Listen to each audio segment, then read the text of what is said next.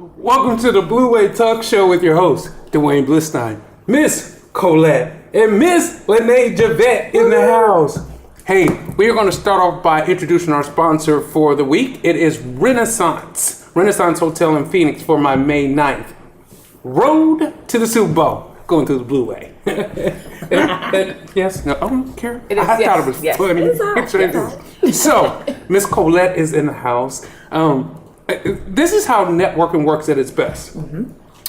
I had a girlfriend that said, you looking for entertainers for your May 9th event? And I was like, yeah. She was like, call this young lady. That was a week, 2 weeks ago? About a week or two. So I was like, can you blow? And I said, woo! No, I'm joking. And so we hear you see, because during these segments, we're going to throw out a few things for her to sing dead wrong. Material Star. You were at the Blue something. I only heard Blue and I just got excited. I heard Blue and I was like, that's what's up. So I'm gonna have you throw some riffs in here, as this whole week we are doing segments on relationships. Nice. Got a lot of music on relationships. Oh Lord have mercy. True stories, y'all. So. Is that what it is? Yeah. Music or true stories of relationships of women. Past true stories, but yeah. Okay.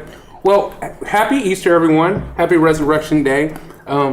Today I played a pastor at church. Pastor Blue Way. Oh my goodness! it was a good story. Was it? It was a good story. It was Shout a good out story. to Lynn Richardson. Lynn Richardson. That's number 3. I've been in 3 plays with Miss Lynn Richardson, and she's amazing. You all right? You can do it. You all right? You can all right. Then she put me in this yellow robe, mustard robe. Ooh. It was. We need some video of that. I think we should get some video. Maybe, yeah. You should have worn it today. Yeah, I should have. That's what you should have done. Yes. No. Yeah. No. Well, let's get into these topics, because we have a lot of topics that Miss LaNee Javette, because sometimes we're busy because we're in plays, and we say, hey, teammate, write the show. Please. I wrote the show today. So, as we start, because we have this dialogue all the time about relationships. And the one thing that she put on here was Olivia Pope. Yes, I have to tell the truth. I was extremely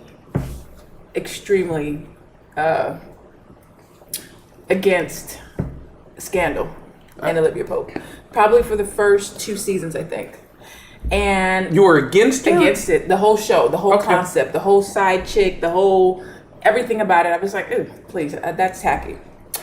Then I was at my mom's house one night, just lollygagging, not doing anything, and she went back to episode 1, and we sat and watched 11 episodes in that one night. And I literally watched season 1, season 2, season 3. Now I'm hooked. I'm guilty. Guilty as charged. But she's still the side chick, so it's a guilty pleasure. It gave you context though. When you watched it, did you feel like she wasn't just a side chick, or? It's complicated because no matter how you look at her, she's the side chick to the president, even though it's the president. Here, for those of you guys don't know what the side chick is when you got a main one and a side chick.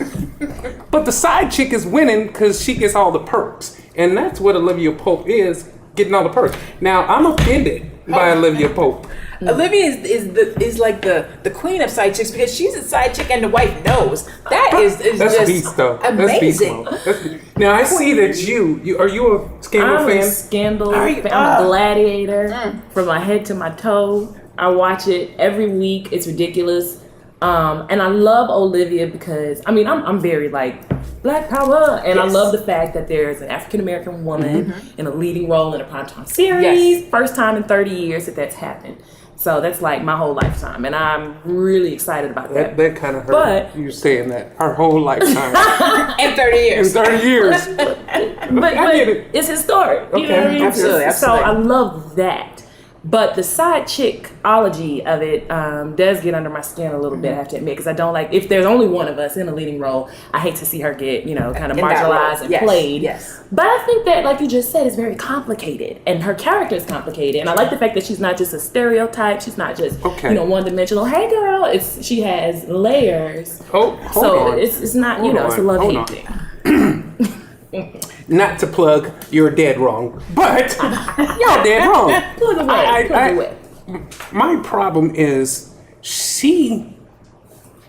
okay, when you're already powerful. Mm-hmm. She doesn't have to do what she's doing to stay powerful, because she's already powerful. She's got, the more you know of the story, the more you realize she doesn't have to do what she does with the president, with Jake, and you know what I'm saying? So why can't we just go and just allow her to be who she is, that winning person without all the romances and all that kind of stuff? Why can't she be that leading person where she's doing the right thing, setting a great example for other women, that they don't have to be the side chick?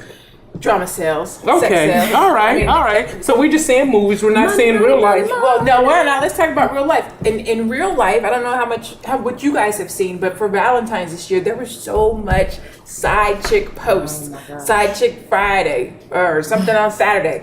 The side chicks in our real everyday life are winning. And I'm glad you say in our everyday life, because there was a time when being a mistress or the other woman, was embarrassing, taboo. Yeah, you didn't see Marilyn Monroe all in the press, JFK and me, and so now it's kind of like being the side chick has become this thing that you can take pride in. And I think that's when you say they're winning, that's the scary part. Because I think then you have next generation of girls that are looking at it as something to aspire to. Maybe if I become the side chick, I get my own reality show, or et cetera, et cetera. Eventually I'll get a ring, or maybe I'll move into the house. But they got side chicks have hope today. And I think that's the scary part. That's the part that's like, it's like a brand. You can brand yourself as a side chick. That's scary, but that's I think it's not good, boo boo. Don't brand yourself as a side chick. So I'm gonna put you on the spot right now. Throw me a riff of Dead Wrong. Ready, set, go. Every time me and my man fight, I go flirt with my ex, and I'm dead wrong. I know I'm dead wrong. Hey, sometimes I don't pay my bills, even though I got the money. Hey, and I'm dead wrong. I know I'm just dead wrong. But I keep trying and I keep climbing, going up a little bit higher. Walk with me. I won't always be dead wrong. What? I pray that came across as beautiful on tape as it did in the studio. That was amazing. Let me explain something to you. Y'all thought the Blue Wave was, y'all see CC, but we know how to go and get talent too. We know how to find talent, but we're gonna go back to the relationship thing, because I'm still thinking y'all did wrong. So, do people see relevance in marriage anymore? See, Dead Wrong was, I'm glad you said that, because Dead Wrong was written during a time when I was in a jacked up relationship, right? So, because I was doing wrong, he was doing wrong, everybody was just wrong. And I think that what happens these days is that we give up, or we expect for it to be easy. We expect for everything to be right, for the other person to be right. I think especially with women, we're raised with like the Cinderella complex, that the prince is gonna come along on the white horse and be perfect. Excellent job, excellent background, excellent whatever. And when it's not, according to that cookie cutter kind of stereotype, then we just get all disappointed and just think, kick them to the curb, girl. And same thing with men. So I think that, people give up too soon on people that really are good at heart, have a lot to offer. And it's just dead wrong. So that's why I wrote this song, because I was wrong, but I grew, and that's the whole point. So I think that, if a lot of people these days, marriage isn't in the place that it used to be, where it was the goal. It's really not, to answer your question. But I think that it should be, because I think it's healthy.